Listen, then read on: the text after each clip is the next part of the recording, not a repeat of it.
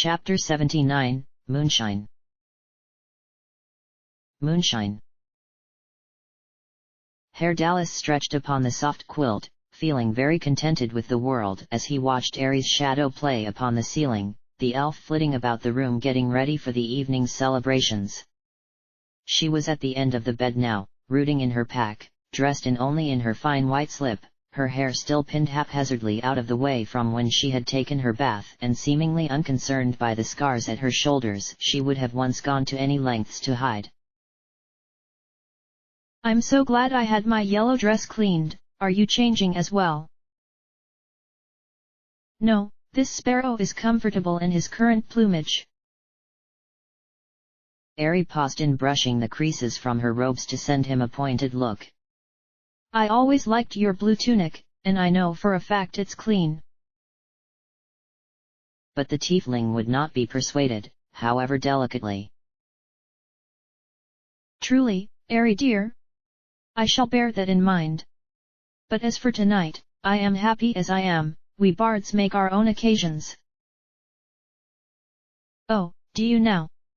She laughed as she pulled the yellow gown over her head and straightened out the skirts to sit at her dresser and make a start on her hair. Herr Dallas just smiled. Things were so different now. Aerie was different and yet the same, so confident in herself, so sure of what she wanted and how she intended to pursue it, and their reunion was so much better than he had ever imagined it could have been, the bard each day finding new ways to delight in her. She had shown him the magic she had been studying in his absence, a complicated branch of rune magic quite alien to his own more impulse-based abilities, her face aglow as she had explained the possibilities for it and the insights the old witch, Yundra, had offered when Aerie had shared the fruits of her studies.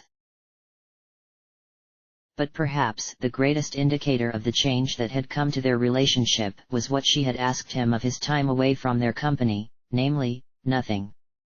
He had told her on that first day of his stay in Baldur's Gate and she had been content enough with that, the elf unconcerned with what he had done there and who he had met, and for once it had been he who had been pressing for information, asking her what she had done and telling her of his experiences of the gate, keen to lessen any breach this time a part may have placed between them.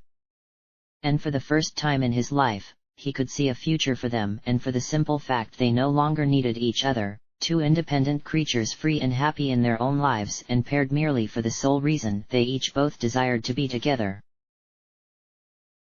If all went well, Frithia and her Imoen would soon be reunited and he and Aerie would be free to do as they pleased. The call of sigil was echoing in his blood once more, and this time he would not be returning alone. At the dresser, Aerie had finished combing out her hair, the reflection of her face sending him a smile as she moved to repin the swathes of golden tresses. "I think I will wear my hair up tonight." "Good, too few get to appreciate the fairness of your neck." A thudding on the door cut off any further compliments though, Frithia's voice quite audible through the wood. "Hurry up, you two, stop kissing and come downstairs." Aerie was laughing into her jar of pomade, Herr Dallas watching her warm amusement with a smile. "Ah, the merry little raven, I still find it difficult to believe she has paired herself with our dear Nightling." He gave a pained sigh, "Such an ill-suited match." But Aerie was shaking her head, putting on her earrings as she countered mildly, "I don't think so. You did not see what he was like, you weren't here." Her reflection frowned. "Oh, I did not mean." "I know you did not," said Herr Dallas, forestalling her regret, "and you are correct, I was not here. I missed much of what happened." Aerie smiled, rising from her chair to sink onto the bed next to him, her eyes soft as she leaned in. "But you are back now, and that is all that matters." Herr Dallas would have agreed with her, but he suddenly found his lips quite otherwise occupied.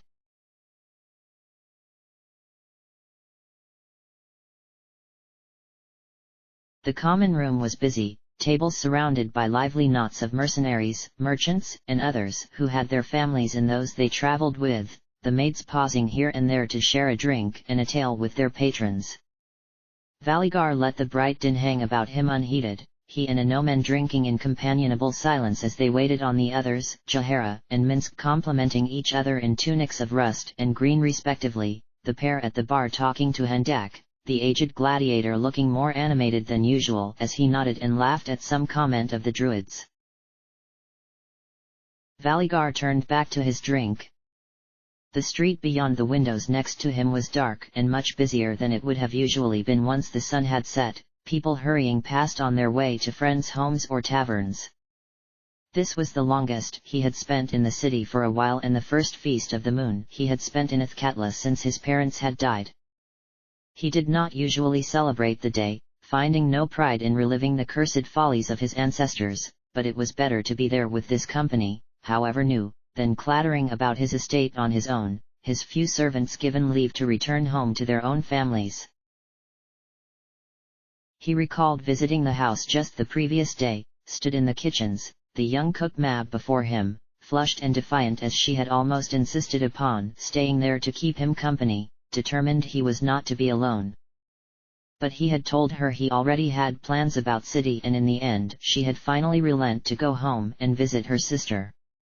Valigar knew she favored him, had known ever since she had joined his family's service as a scullery maid so many years before.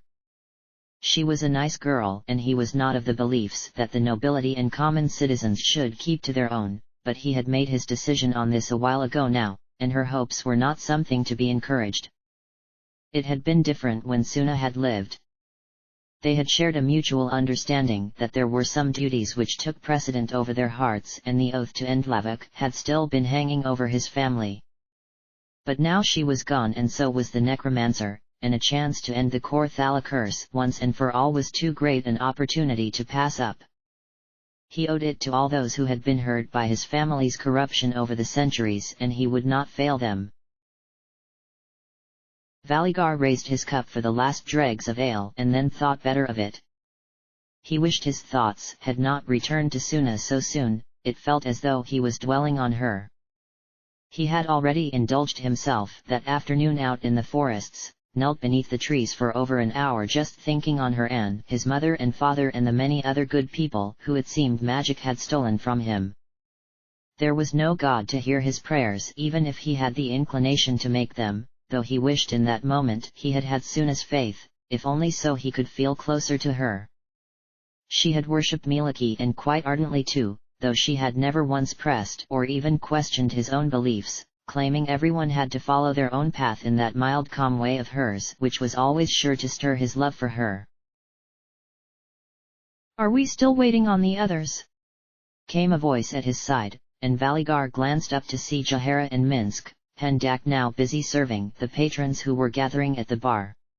"Ah, and here is one of our stragglers now," the druid continued, and Valigar glanced back to follow her gaze to the stairs Fritha had just tripped down.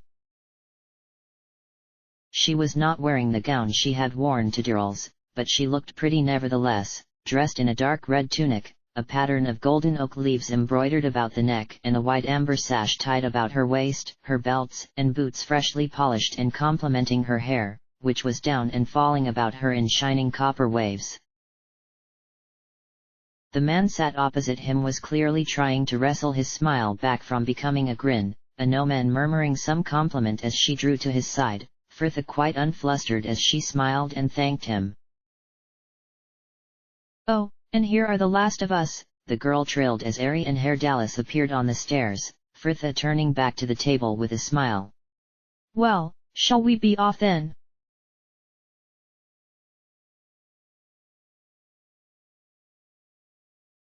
Jahara's stride faltered as two well-wrapped-up children fled across her path to crouch in the shadows of the wall next to her and lay in wait to leap out on their friends. Though dark, it was still early enough for the local children to be about and the streets were busy, full of noise and laughter from them and their parents both, the occasional rattle of firecrackers making everyone jump. The sound was thought to scare away evil spirits, though it only seemed to heighten the general air of revelry. Minsk and Valigar were walking just ahead of her, the Rashami looking quite enthralled by all the commotion, while behind, Fritha was talking animatedly to a Nomen, Dallas and ARandomAudiobookAppeared, though she never would have admitted as much, Jahara could not help but feel a pang of loneliness. She would have never really celebrated that day outside of the usual prayers for the family she had never known and the druids who had raised her, but the moon feast was considered a rest day in many places and she would have spent it with Khalid, just taking the opportunity to spend some time with each other, be they out on some task for the Harpers or just safely ensconced within some tavern or stronghold, and it would have been nice. Jahara started as an arm suddenly encircled her elbow, the druid whipping round to find Fritha falling into step with her, a glowing smile on her pale pretty face. "So, you're looking very dressed up. I do like your tunic, is it new?"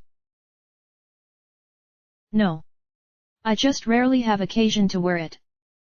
Jahara managed after a moment, much more herself as she added, "Well, this is unexpected, would you not rather be at someone else's arm?"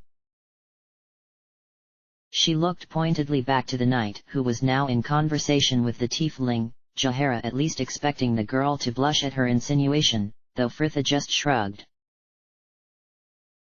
"He seems happy enough talking to Dallas and I have not seen you all day, how was your walk out?" "Cathartic, my soul feels lighter, and..." Jahara trailed off, unable to help a frown as the dull ache within her chest gave a throb of acknowledgement. Fritha smiled gently.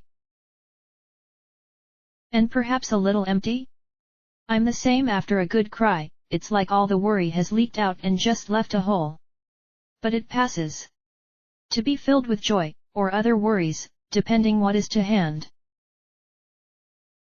"And how merrily you accept it." The druid laughed.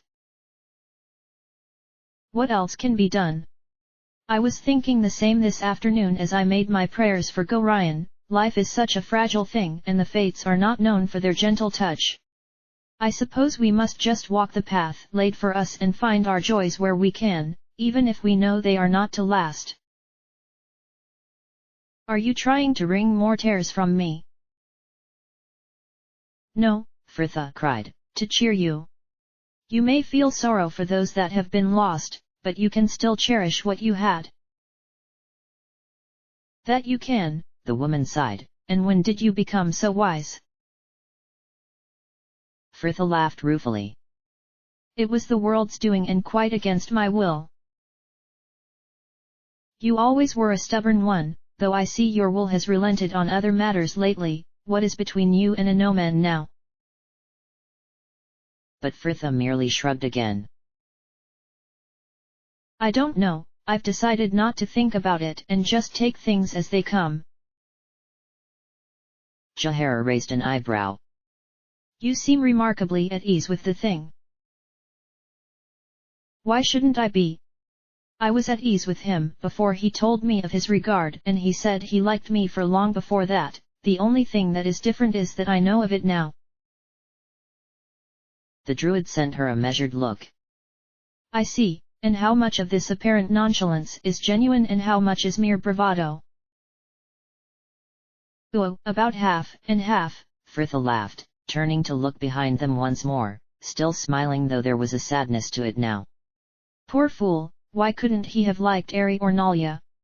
Everything would have been so much easier for him." The knight glanced up to catch them watching and was suddenly grinning like a loon. "I think he seems happy enough," said Jahara dryly. Fritha laughed again and squeezed her arm. The streets grew quieter as they left the slums, evensong long ended in the temple district, the myriad of stained glass windows depicting the saints and miracles of every faith dappling the dark paths and canals with color as they made their way south to the order's compound. As one they trooped into the courtyard, Harn stood, not before the great hall, but at the doorway of the large building to their left which Fritha knew housed the squire's dormitories, the knight welcoming them heartily inside and showing them through to an office where the shy squire Mark was waiting to take their coats. Fritha and Jahara lingered there, helping Mark get some semblance of order to the mess of cloaks and coats that were piled on the desk and chairs, the boy politely answering Fritha's questions about what he had been up to since they had last met, seemingly less reticent now he was no longer before a crowd. At last, Mark seemed satisfied with the makeshift cloakroom, and he led them along a wide stone corridor and into a hall that likely served as the refectory, the two long tables stacked to one side to make room for the scatting of smaller tables and chairs, the majority grouped about the two fireplaces that were roaring merrily at either end. Knots of people were already gathered about the room, about 24 at first glance, the company mostly men, though Fritha noticed a few other ladies were present. As for her own companions, Minsk and Valigar were already in conversation with an older knight Fritha did not recognize, and one she most assuredly did, Kadril, looking pale and handsome in a fine grey doublet. Ari and Herr Dallas were not far from them, laughing with the radiant Irlina, while a Noman was speaking to one of the young squires who was moving about the room with a tray of cups. Fritha smiled, that room a field of shining faces, everyone sharing wine and talk, and then Mark shut the door behind them with a muted bang and everything stopped. Fritha did not recognize many of the people about her, but they all seemed to know who she was. She glanced to Jahara, the older woman, raising an eyebrow. It seemed that the Harpers' bounty notice, and certain aspects of Fritha's heritage revealed therein, had finally made it around the order. Fritha glanced over to the others. They looked to have noticed it too, Herr Dallas frowning in his bemusement, while Anoman's was face already like thunder. "Do you recall the ducal palace dinner?" muttered Jahara. Fritha snorted, and, for a moment, she was back in that grand bright hall, sat at the end of that long table and trying to concentrate on her carrot soup as the whole room seemed content to stare at the top of her head, the air about her buzzing with rumors. Fritha shrugged imperceptibly. The soup had still tasted nice. "Fritha," greeted Irlina in her high melodious tones, the young woman hurrying over to welcome her in, a well-dressed gnome but a pace behind her, a cup in each hand. "And the Lady Jahara too, is it not? Welcome, both of you. This, as you know, is my friend, Cirando." "Well met, young lady, and to you also, madam," Cirando greeted, handing her and Jahara the wine cups he held. "I was so pleased when Sir Harn said you would be coming, Fritha," continued Irlina brightly. "We were just about to start up a few rounds of Amber. Will you join us?" "You go," Fritha offered to the woman next to her. "I should speak to a Noman." Jahara followed her eye to the still scowling knight and nodded once, allowing Irlina to lead the way, Fritha happy not to notice the whispered exchanges and furtive glances as she crossed the room with a smile. "Hello, Anoman, why so displeased?" Anoman was still frowning, though she was glad to see his look soften slightly as he turned to her. "Do not pretend you have not noticed it, Fritha." The girl shrugged mildly. "Look at it this way. You're the one who went on a murderous rampage just the other day, perhaps they're all gossiping about you." But Anoman was not inclined to see the funny side, it seemed. Fritha sighed, feeling bad for him. "Oh, Anoman, don't take it to heart, it's to be expected. They likely know I'm a one of the children now. It should not make a difference." "Well, it doesn't to me," Fritha soothed. "Does it to you?" "You know it never has."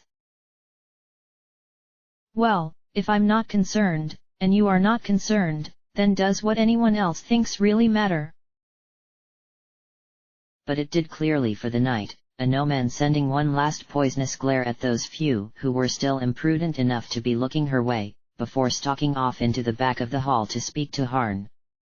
Fritha sighed again, wondering if she was not going to end up regretting her decision to allow the man closer before she had even really begun to try. Anoman needed to get used to things like this, and quickly. Being the child of a dark god was not all about people out for your blood. There was a lot of more subtle unpleasantness, too, attitudes and prejudices that, for the most part, you merely had to accept. Fritha shot a frustrated look to the ceiling. All she asked was one day where she did not have to argue or soothe or kill someone. I have heard they respond better to worship than to withering looks, my lady, came a voice behind her, polite and kindly and warm with a smile, and, despite her current troubles, Frithha whirled with a swelling sense of delight as she realized just to whom it belonged. Sir Kildorn! She cried, the old paladin stepping forward, taking her free hand as they made their obeisance. My lady Frithha, you are keeping well, I hope? No. She laughed. But what of you? I haven't seen you about here for a while, not even at a nomen's inauguration. The old paladin dipped his head in a slow nod, something about his face darkening. No, I have been spending more time at home of late. It was brought to my attention that I have been neglectful of my family over the years. It came down to one choice, between my duties as a follower of Torm and my duties as a husband and father. He smiled gently. I believe I have made the right decision. But speaking of Sir Anomen, I hear tell that he has managed to earn more than just his knighthood in your company. Frithha felt herself color and took a gulp of wine to compensate, nearly choking in the process. Kildorn smiled kindly. There is no need to be discomfited, my lady. I understand that to most people he can seem brash and callow, but he is young and there is much good in him. I am glad, Frithha, but not entirely surprised, that you were the one to see it. Frithha mumbled uncomfortably into her cup. Not only was she extremely embarrassed, she now felt awful as well, because a small part of her thought most people might have a bit of a point. But why are you here, Kildorn? She continued with a deft change of subject. I would have thought you would be spending the evening with your family. Indeed, and I will be. But I promised my wife I would look in on my squire, Stefan. Kildorn gestured to the corner where a group of young boys were knelt playing cards, and Frithha recognized young Mark among them, the boy laughing and teasing his fellows as he won the hand. Stefan has no family close by, coming from Cormyr as he does. I invited him to the Firecombe household to share in our celebrations, but he said he would not intrude, think he is better off here with his friends. Kildorn smiled, turning his attention back to the room as Irlena arrived at their side. Ah, hello, Sir Kildorn, perhaps you and Frithha would like to come sit with us. We had too many for cards in the end, so another group of us are about to share stories of our ancestors. Kildorn politely refused her offer, stating he would not be remaining much longer himself, and the girls excused themselves from his company, Irlena leading her over to where a group of chairs were set about one of the large fireplaces. Ari already sat with Cyrando and a few of the younger knights who looked to be of a comparable age to her, the men standing as she and Irlena approached. Now, who is to go first? Came Irlena, when all were once more seated. Cyrando instantly turned his wide friendly smile on Frithha. Come, lady, you must have a story or two of your ancestors to share with us. Frithha shot Ari a look, an eyebrow quirked, and the elf had to turn quickly, hiding her snort in her cup as Frithha continued. Those squires gathered about her looking at the same time, nervous and wholly rapt. A story of my father? I am afraid Gorion was a quiet man and did not speak much of his life before I came to know him. Perhaps another would be able to give you a tale. Very well, then, nodded Cyrando just as amiably, turning to the young man opposite. Perhaps you would oblige us, Sir Nisam.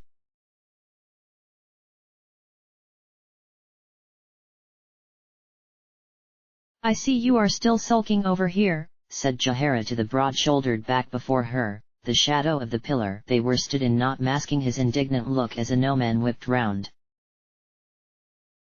I am not. I understand, she cut in gently. It is difficult when your own do not accept those close to you. But do not let an uncertain beginning color the whole evening. See, They have warmed to her, as they should. This could have all been much worse. A no-man followed her nod to where Fritha was still sat with Ari and a few of the younger knights, the company laughing as the swarthy Sir Nisam entertained them with some tale. Yes. Perhaps, I should join them. And Jahara watched as he left the dark corner, sensing the presence at her back even as the familiar voice rumbled, keeping the peace. Jahara sent Valigar a weary smile. It seems to be all I do some days. A no-man shook himself, determined to shake off his annoyance as he reached the group, Fritha glancing up with a smile as he arrived behind her chair. Ah, a no-man, greeted Nisam, you have come to join us. Good, we were just trying to cheer Alid here with a few tales of woe. And Alid did not look too pleased about it either, the pale man rather pink in the cheeks as he frowned into his cup. Tales of woe? Would that not have the contrary effect? No, indeed, for if one cannot solve a problem, it is surely the next best thing to sympathize with it. Alid has recently lost the favor of his lady, Nisam. And we were hoping some tales of similar heartbreak would console him, but none here seem able to oblige us. Perhaps you have a story of love lost to cheer us with? Well, not really, a no-man muttered, not sure he would share it even if he had. Nisam sighed deeply. Oh, poor Alid, it looks as though you will have to suffer alone. Alid just rolled his eyes and took another mouthful of wine. Well, began Fritha hesitantly. A no-man felt his attention jerked to her. Well, I may have a tale. I will tell it if it will bring you some measure of ease. But Nisam did not even wait for his friend's reply, dark eyes shining as he leaned forward to press eagerly. Go on, lady. A no-man felt his stomach stir with unease, not sure he wanted to hear this though unable to draw himself away, and he watched as Fritha lowered her gaze, her eyes distant as she stared into the fire. This all happened, long ago now, back in Candlekeep where I was brought up. It was the summer, my 14th summer, in fact. I remember the day so clearly, I was out in the gardens when it happened. The bees humming were in the lavender and the air was warm with the scent of flowers and hay from the barn, when this peace was broken by the clang of the gates. I turned in time to see it rattle from the darkness of the gatehouse, the sunlight falling upon the horse-drawn wagon that supplied the keep with parchment, food, and other necessities. The merchant was sat upon the bench with his dark-haired son, and I could feel that first blooming swell of my heart as my eyes fell upon the most beautiful sunhat I had ever seen.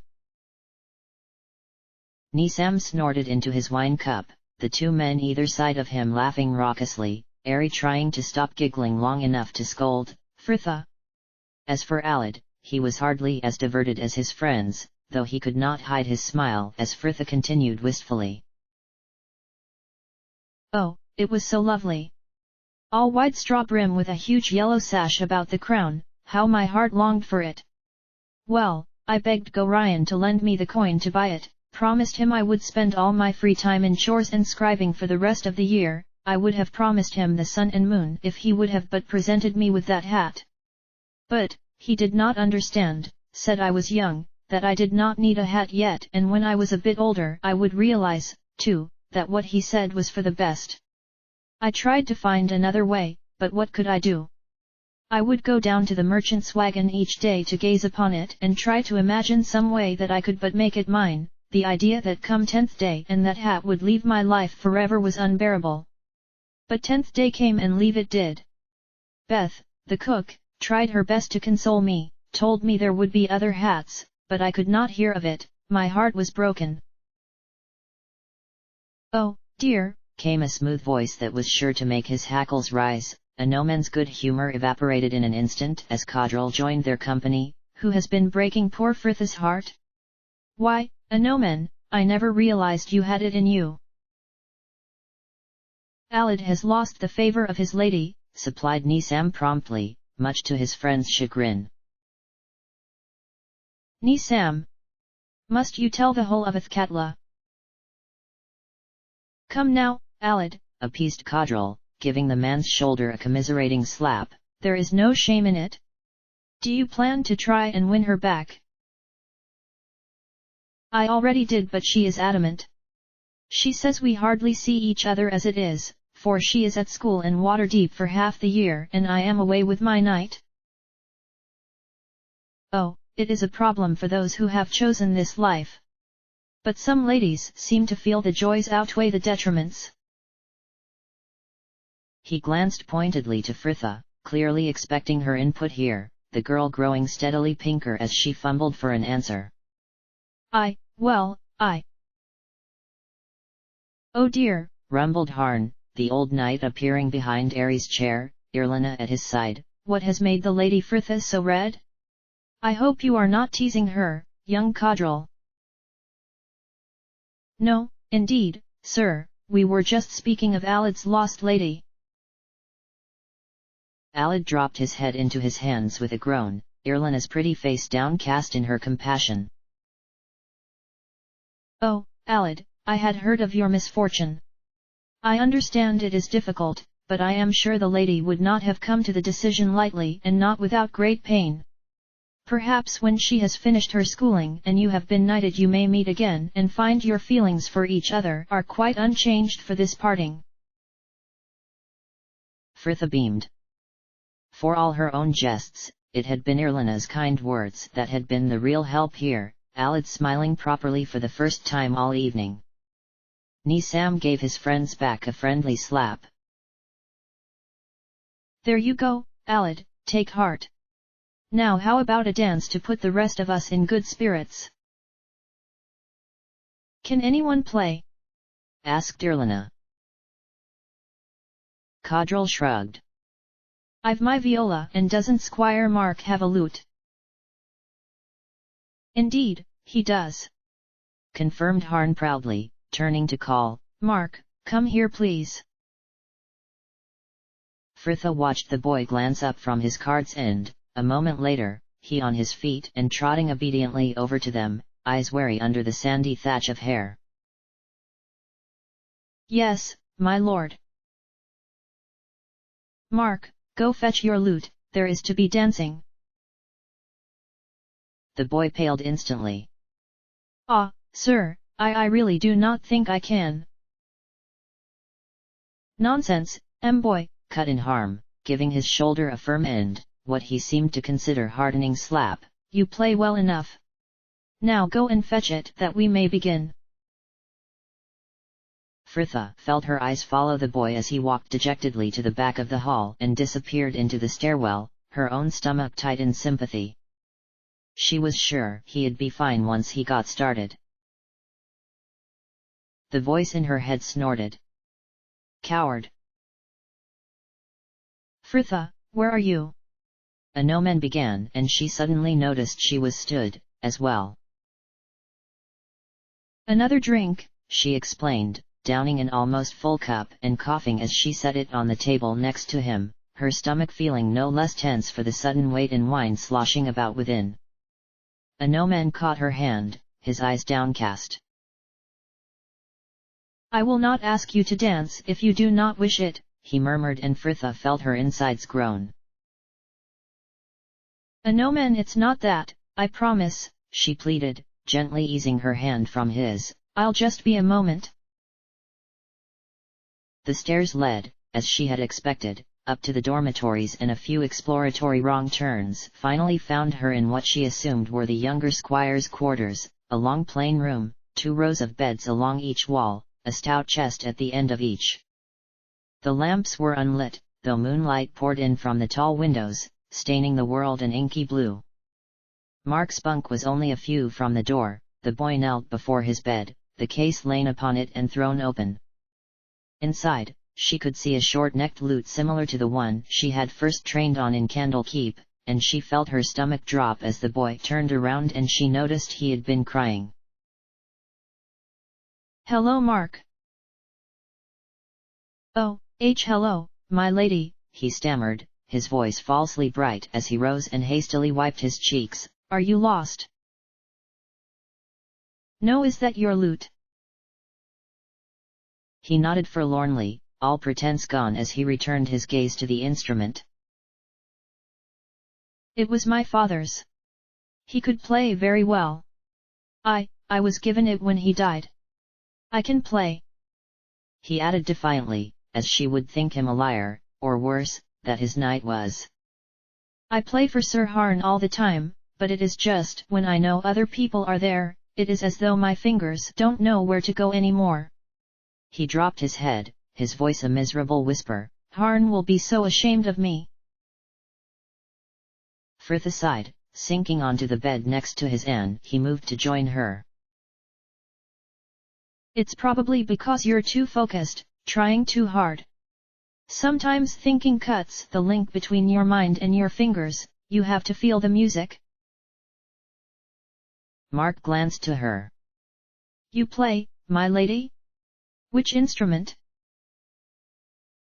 Frith swallowed, the two sides of herself screaming at each other so, she could barely hear her reply.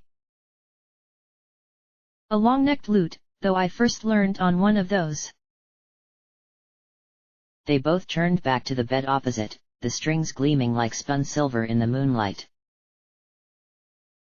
My lady, he breathed, seemingly scared she would disappear at any moment. Will you? Are you sure you want me to? It might be better for you to get it over with and, oh hush. Frith soothed as he began to cry again, and it struck her how young he was, barely 10 winters. She was sure Harn meant well, but why put such pressure on the boy? And who was she to be telling him it would be better to get it over and done with? She was over twice his age and she could still count the number of people she had played for on one hand. Though it seemed that would soon be about to change. Frith sighed, gently rubbing the boy's back, the knot in her stomach tightening. Mark, we will do anything you wish.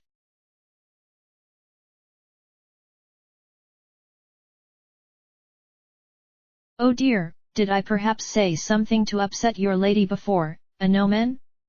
She quit our company most hastily just as soon as the dancing was mentioned. Anomen returned Caudrel's look of false concern with a cool frown. Do not trouble yourself, Caudrel, Frith is fine. I am glad to hear it. I hope then to see you and she take to the floor upon Squire Mark's return. I had heard the lady greatly favors dancing. Anomen colored. Well, I cannot stay here to talk, Caudrel cut in, he had had his fun. I must fetch my own instrument. Anomen watched him leave with narrowed eyes, how he hated the man. Frith reappeared a few moments later, her hand clutching a cup of wine so tightly her knuckles were white, though she seemed relaxed enough as she returned to her seat, chatting brightly with Ari, who had already been asked to dance by Nisam. Anomen watched the pair with a frown as others jostled about him. It seemed the whole room was on its feet, the news there was to be dancing spreading quickly and many couples had gathered at their end of the hall in anticipation, the center of the long hall already clear and just awaiting the dozen pairs of lively feet. Caudrel was back now, stood just across the hall, his viola laying on the table next to him as he checked the tension in his bow, though he still spared the time to send Anomen a smirk. I have my lute, milord. Anomen started from his brooding to see Mark before him, nervous but smiling as he showed his knight the instrument. Harn nodded and Anomen could not be sure, but he could have sworn he saw the slightest glance pass between her and the boy as Fritha clapped her hands together and cried audibly, "A lute, how wonderful! Do you play, my lady?" Mark asked, all innocence, the girl dipping her face shyly as she demurred, "Oh, not for a long while now." Harn seemingly needed no further provocation though, sweeping in and beaming generously. "You must play for us, lady, I insist, Mark." The boy stepped forward meekly and Anoman watched as their friends exchanged dark looks, unable to suppress their collective astonishment as Fritha did not make her customary and adamant refusals, but mildly took the instrument he offered. I gave you fair warning, she laughed, though her smile seemed a little tight as she rose to take her place on the chair next to Kadril and check the tuning. Mark had shuffled back to stand with his friends out of the way, looking positively faint with relief, and it suddenly struck Anoman that being a hero wasn't just about saving cities and averting wars. Sometimes it was a very small thing that no one else would notice, but that someone would remember for the rest of their life. At last, Fritha glanced up from the instrument and Anoman caught her eye, the girl sending him a smile, albeit a nervous one, as she struck her first tentative chord. Bransel, anyone?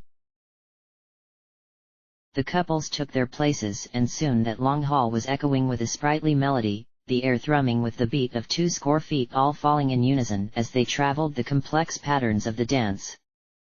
It was strange, that mundane hall where he had once taken his meals suddenly transformed by the 2 rows of dancers, their brightly colored clothing softened by the lamplight as they all moved as one. Ari was easily spotted, her golden head weaving in amongst the others as she tripped through the steps with Sir Nisam, Herr Dallas sending her a smile as he danced similarly with Irlina. Jahara still stood pointedly on the edge beside Valigar and Minsk, though she had been asked to the floor more than once. Anoman was hardly paying much attention to them though, his gaze on Fritha as she played, the man unable to stop smiling as he watched her fingers fly across the frets, her eyes closed and face contorting with the occasional wince as she no doubt berated herself for some missed beat or flat note, though he could never hear the error. The dancing proved more popular than there was space to house, the reduced numbers of ladies meaning partners were in short supply too, and the pair played 6 rounds together, allowing all who wanted one a chance on the floor, before they stopped for a break. Fritha had gone straight to the back of the hall, presumable to top up her cup, Jahara already at her side and pressing for an explanation as Anoman moved to join them. What on Toriel was all that about? Sorry. Fritha replied innocently, the woman's wholly incredulous snort prompting her to quickly hiss, Well, I could hardly refuse, could I? I really don't know why you're making such a fuss. Jahara frowned, unconvinced, though clearly unwilling to pursue it further whilst in company, the woman marching back to rejoin Valigar and Minsk. Fritha. The girl started, looking relieved when she turned to find it was him. Oh, hello Anoman, did you dance?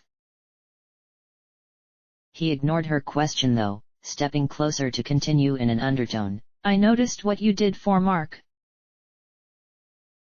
She looked for a moment as though she would deny it, when a smile lit her face, the girl laughing giddily into her sleeve as she leaned in conspiratorially. Oh gods, Anoman, I thought I was going to be sick. That first song. She shook her head. My heart was trembling like a frightened bird. If Kadril hadn't been there to keep time, I don't know what I would have done. You play very well, he said with sincerity, but she shrugged the compliment away. No, not this evening, anyway. Too much wine beforehand, see, I'm on milk now. She added, showing him the contents of her cup. And Mark's lute has more strings than I'm used to, it's been years since I've played on a 10-course. But for all that, I was really starting to enjoy myself once I was over my nerves. I suppose I shouldn't be such a coward, I'll have no excuse not to play in future now. She laughed again, Kadril calling across to them. Ready for another round, m'lady?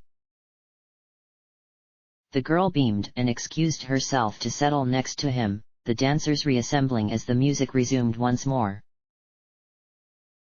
They must have played for another hour or so, if the time for their breaks was included, the last dance ending with much applause for their 2 musicians.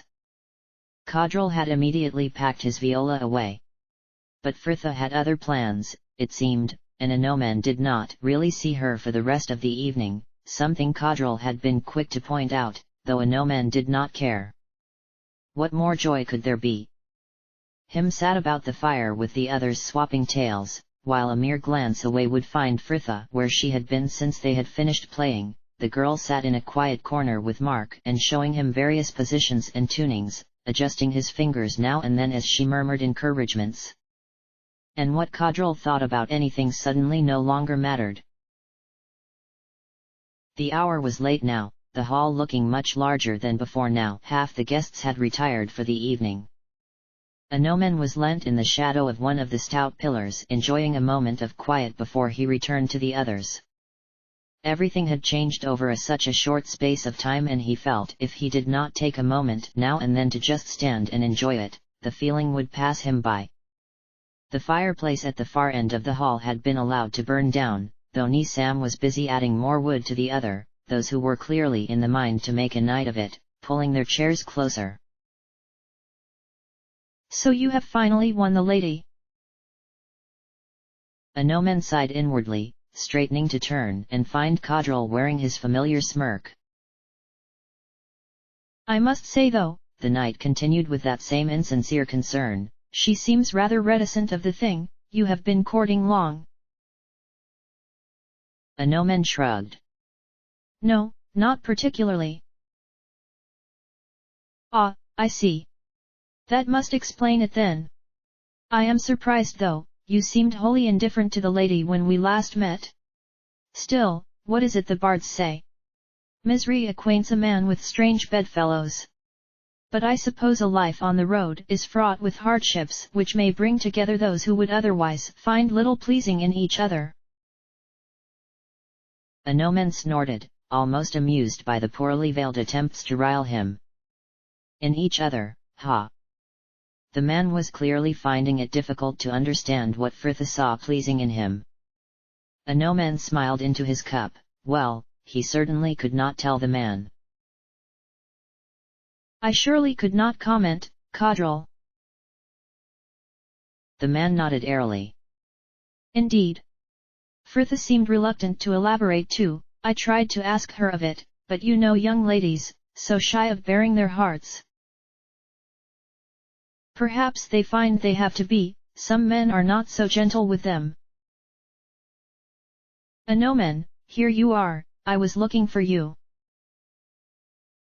He glanced up, Fritha before him, her cloak about her shoulders. You are leaving? The girl nodded. Yes, if you don't mind. No, no, of course not, I shall escort you back. Fritha shook her head with a smile. There is no need, Anoman, the others are coming as well. Ari wants to go to the circus and I think Jahara just wants to go to bed. Anoman wondered if there was a hint here he should be catching. Oh, perhaps, I should. Anoman, stay here, if you wish. I was not telling you so you would feel you had to join us. Anoman nodded once, smiling through his discomfort, well aware that their parting had an audience. Well, I will see you later then, Fritha. Yes, she faltered, just as awkward. Well, enjoy the rest of your evening, won't you? Oh, I shall. Well, indeed. Fritha glanced briefly to Kadril's prying form, seeming to decide something, and she suddenly closed the gap between them, a hand upon his arm for balance as she leaned up to his ear to murmur, tender and still quite audible, and do try not to make too much noise when you come in, my love.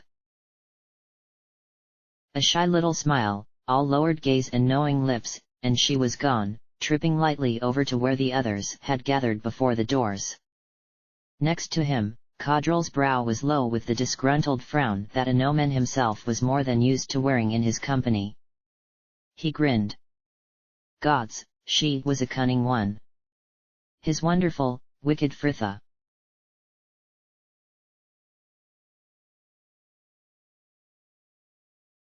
Outside, the air was cold enough to take the wine from her blood, Jahara pulling her cloak about her more tightly as they set off back to the slums, Valigar at her side as they followed the others, Ari twittering on about some squire who had asked for her handkerchief as a favor he could carry into battle, Fritha already laughing loudly. I can't see anyone being inspired by the contents of my handkerchief. Fritha. Well, did you give it to him? The girl questioned. Ari blushed slightly and shook her head. It wouldn't have been appropriate. Herr Dallas sent her a disappointed frown. Oh, Ari, how could you deny him? Just think of how romantic it would have been, him far from home, facing untold danger for the good of these lands, yet able to take comfort in his memories of the beautiful maid he once met whenever he wiped his nose. Herr Dallas. Well, my birds, the tiefling continued, still chuckling to himself as they drew to a halt at a crossroads just south of the slums, I feel a parting of ways is in the air. Who is coming to this circus? Minsk, Fritha, Herr Dallas, and Ari apparently, the group taking the street east and leaving Jahara and Valigar to return to the coronet in companionable silence. The tavern was quiet now, a few patrons hunched low over their drinks, the only ones still in the common room, and none of them looked like they planned to go anywhere soon. The maids had been allowed to return home to their families and only Hendak was serving, the dim lamps hung behind the bar catching on a head of short bristly hair that was more silver than blonde, the man looking tired and worn even for his impressive physique, though his face seemed to regain some life as he noticed them enter. Friends, I did not expect to see any of you before the dawn, would you have cup with me to celebrate the day? Valigar glanced to her in question and Jahara shrugged. She was not so tired that she could not spare the time and Hendak left the bar, the three taking seats about the nearest fireplace. They drank around together, just talking of the tavern and their plans for the next few 10 days before Valigar excused himself and headed up to bed. Jahara eyed the dregs of ale that rested in the bottom of her cup, tired but not enough so to move from the warmth of the fireside and take herself up to that cold empty room. Here, said Hendak, perhaps sensing she was not ready to leave and rising stiffly, the man crossing to the bar and reaching over it to return with a large bottle of amber liquid and 2 small glasses. To the dead, he toasted as he poured them out and passed her a glass. May they rest in peace and leave us to find our own. The spirits were sweet with a sharp aftertaste of oranges, the liquid warming her throat as she swallowed. So strange, Hendak continued, as he refilled their glasses, a fiesta where one thinks of those past. We do not celebrate this day where I am from, and I am pleased for it. I do not like to think of what family of mine are left saying prayers for me. Better they forget. Do you never consider returning to your homeland? Asked Jahara, taking a sip of the sweet spirits. Hendak shrugged. To what? My parents were of an age when I was captured, they will be dead by now. And my 2 brothers will have moved on with their lives, found wives, and have families of their own. He grimly sipped at his glass. I am dead to that world. And have you no prayers to make yourself?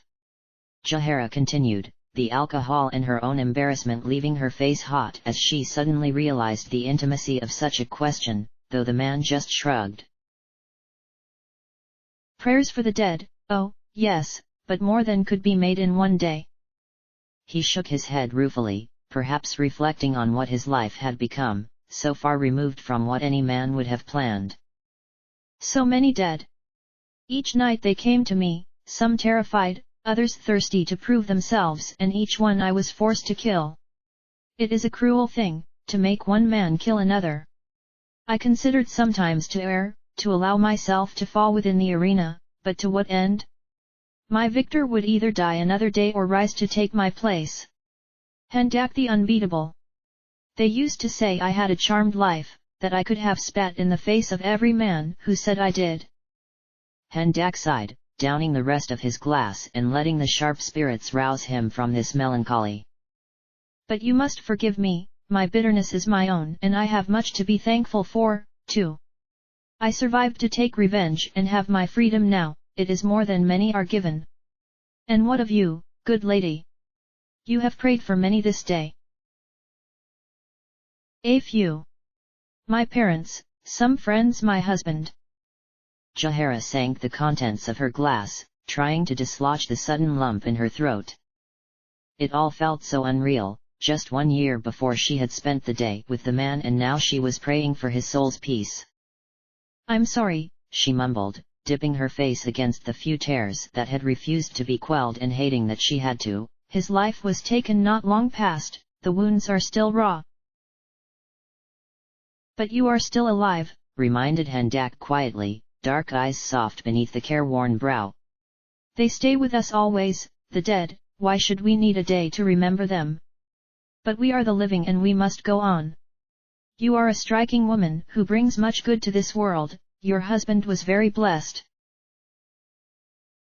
Jahara smiled slightly, feeling tired and old, but nevertheless warmed by his words. We were both very blessed. Good night, Hendak.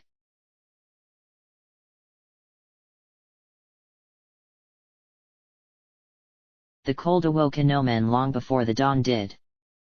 He had stayed so late at the order, in the end it had made more sense for him to stay there than to make the way back to the inn, and he had spent the night in the room he had been assigned upon his knighthood. But, his own room at the order though he had, no one had been expecting him to use it, and to say it was cold would have been a staggering understatement. No one had known to light the fire, and he had seen little point in doing so last night, not the hour he had finally reached his bed, though he was regretting such a hasty dismissal this morning. Anoman huddled under his blankets, dreading the inevitable moment when he would have to venture out into the icy air. It had been a pleasant evening, once he had let go of his anger and joined his fellows. He should not have lost his temper as he had, not because he did not think those who behaved so did not deserve it, but because he knew it did nothing save make things more difficult for Fritha. And though he did not agree with it, if all Fritha wanted was for those she knew and liked to accept her, then that should be enough for him, too.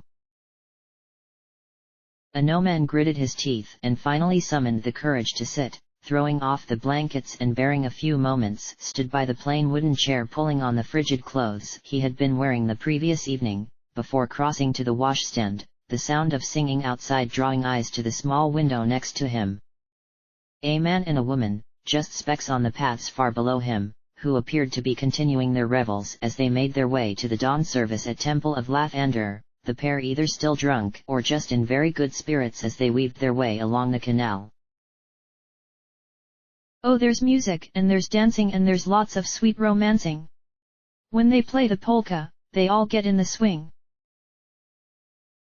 It was something he could easily see Fritha doing, and the thought made him smile. Had there ever been a time when he had dismissed her exuberance as idiocy? Now it was such a joy to hear her laugh. What a pity he had come to such a change of heart, as the girl was finding less and less to laugh about.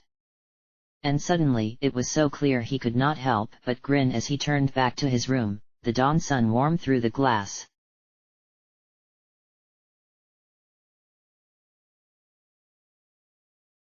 Jahara let her hand rest lightly on the banister, enjoying the smooth flowing grain of the wood as she made her descent into the common room. Though the sun had barely risen, the days were much shorter now and it was a little later than she would usually leave her room.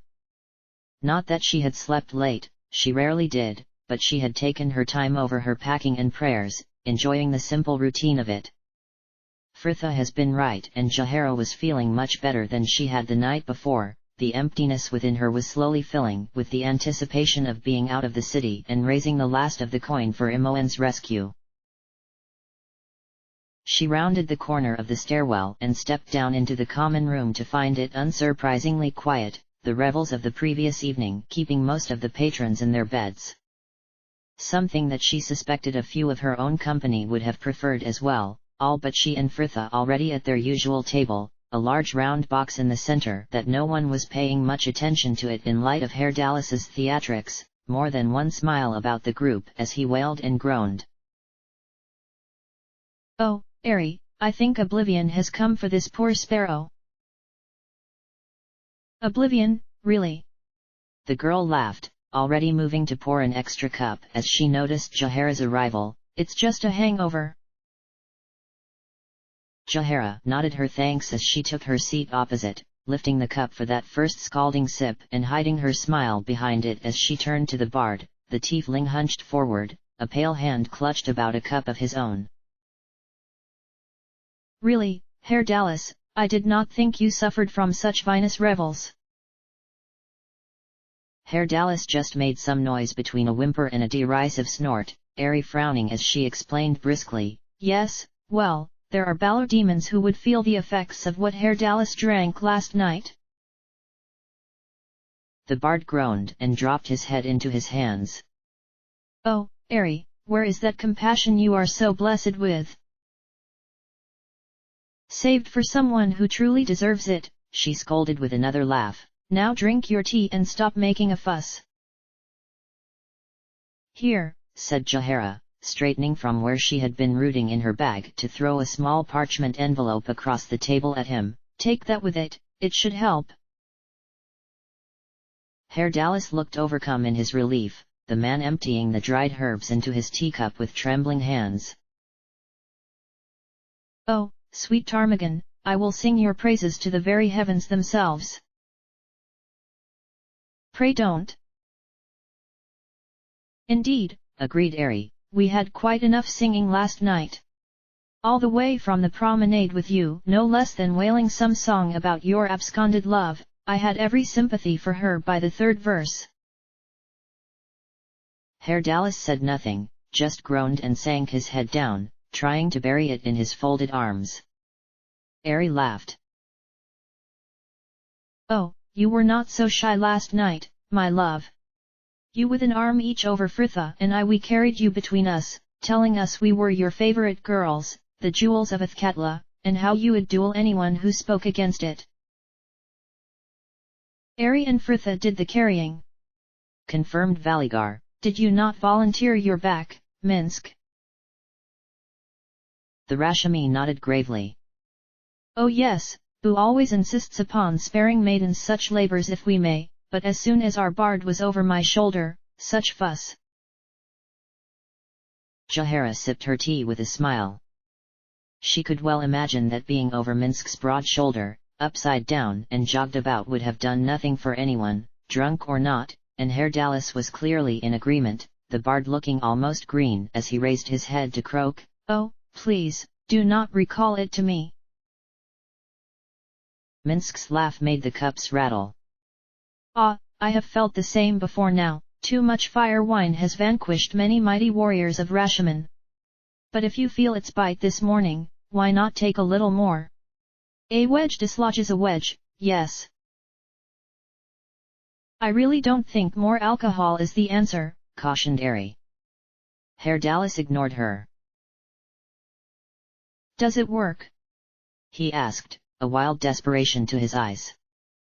Valigar and Anoman shared a look and the knight shrugged. "Sometimes if you can drink it down." "And keep it down," added Valigar with a smirk. But Herr Dallas was already leaning back from the table to try and catch the maid's attention. "At this point, my hounds, I will try anything." Jahara shook her head, still smiling as she gestured to the large striped box before them. "So, what is this?" It was Ari who answered her. "I don't know, Bernard said it was on the bar when he got up this morning, though he did not see anyone deliver it. We haven't opened it, it's addressed to Fritha." Jahara frowned, wanting to ask if anyone had checked it for magic or traps, but the question stuck in her throat. Why did even the simple surprise of a gift have to be marred by such worries? Still, without knowing its source, perhaps caution would be advised, and she was just wrestling herself into suggesting it anyway, when Ari glanced up and was suddenly calling across the tavern. "Ah, Fritha, I'm so glad you're here, we were just dying to know what's inside." "We?" repeated Jahara archly. Ari rolled her eyes. "All right then, What's inside what?" Fritha questioned as she reached them, and Ari pointed to the large round box. "We just arrived at breakfast and it was here waiting for us," the elf explained brightly, Fritha now eyeing it with a wariness that matched the druid's. "How do you know?" "It has your name on it, see?" Fritha lifted the small neat card from under the string, feeling rather on show. She had expected to recognize the hand as Higold's, but the script was angular and unfamiliar to her. "Well," pressed Ari,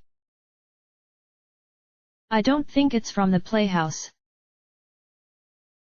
"We know that, girl," Jahara snapped with a lot more passion than Fritha thought someone who was apparently indifferent should have. "If it were from the theater, the boy mech would have just brought it to your room. Now, are you going to open it or not?" Fritha glanced about at them all, strangely worried as she reached forward, untying the string and easing off the lid, her hands moving tentatively through the layers of thin paper within, until her fingers brushed against something familiar, and with a gasp she withdrew a beautiful straw hat. "You!" she cried at a gnome who had managed to keep a straight face all that while, ignoring the others' confusion as they both laughed together, Ari giggling behind her hand as Fritha drew the hat back and made to hit him with it.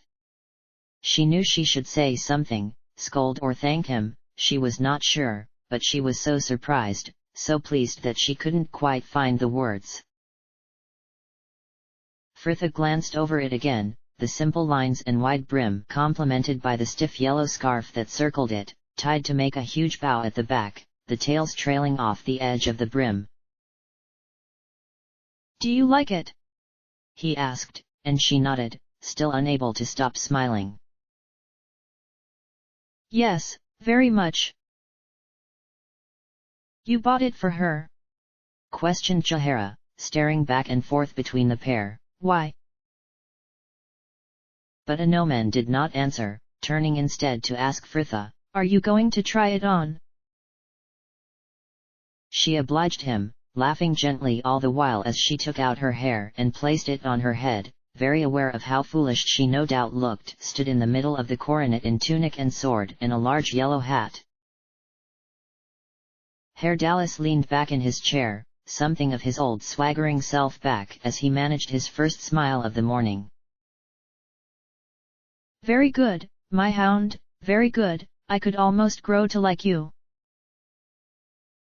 "But a sun hat in middle of winter," pressed Ari with a laugh. "Wherever did you find it?" A gnome just smiled, his eyes still fixed on Fritha. "Oh, you can buy anything in the city of coin, something I am only just beginning to appreciate." In love, though she was, with her new prize, Fritha knew she could hardly take it with her to the Wind Spears, the girl returning to the theatre after breakfast to leave it in her office with Nalia's gown, her new lute, the majority of her books and other things too bulky to cart all the way across A gnome had joined her for the walk, the others finishing their packing before making the way over to the Osloder to collect their pony with arrangements for them all to meet at the city gates within the hour. Which was where they were heading now, the streets still quiet, though the sun was up, just cresting the eastern rooftops, a watery yellow behind the veil of misty grey clouds. Fritha stole a glance at the man next to her.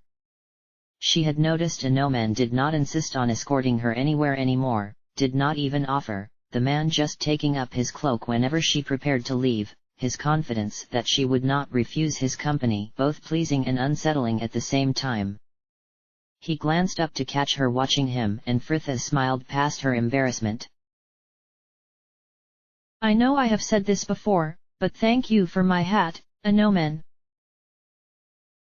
"You are quite welcome, is it as nice as the one you fell in love with?" Fritha's great burst of unexpected laughter echoed along the street. She was quite unused to his teasing. Oh, yes, at least. And this one is all the better, because now it's mine. A silence fell between them, just long enough for Anoman's mind to drift back to the previous evening, and he realized suddenly that with a 10-day of traveling ahead of them, this would likely be the last occasion they would be alone together for a while. Fritha, what you said last night, before Sir Caudrel. Fritha nodded wisely. Yes. Did he shut up after that? Anoman smiled. That he did, though you did not have to say anything. I do not care what he thinks. Well, I overheard part of what he was saying to you, and he kept trying to grill me when we chatted during breaks.